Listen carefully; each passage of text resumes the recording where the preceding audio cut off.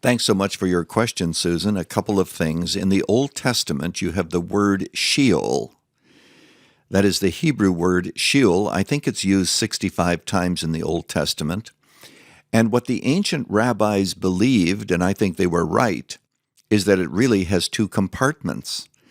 Because, the righteous went into Sheol, and yet it's a place of activity, according to Isaiah and other passages. And also the unrighteous went into Sheol.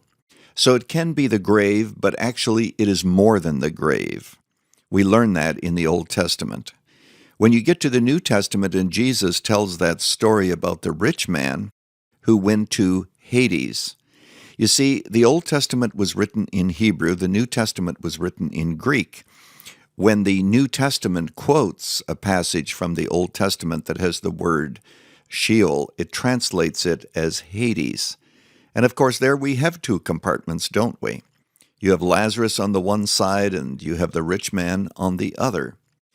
Now, the point is, neither of these is hell. As a matter of fact, in the book of Revelation, it says that eventually Hades is thrown into the lake of fire. Hades is the place where I believe unbelievers go today, but it is not their final destination. They are not cast into hell until they have been finally judged, as indicated in the book of Revelation.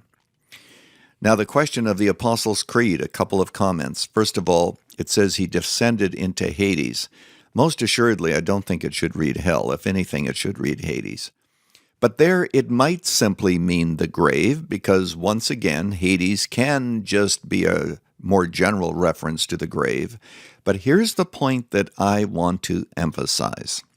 It is not true, as some Bible teachers have alleged, that Jesus went to hell and there he paid for our sin. I've heard it said that he descended into hell and there he took our hell, and it is there in hell where we were redeemed.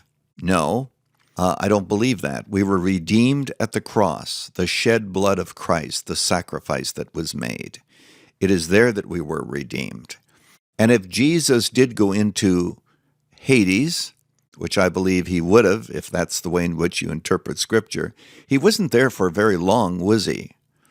Because he said to the thief, "Today you shall be with me in paradise." So I don't believe that Jesus went to hell. I even doubt whether or not he went to Hades.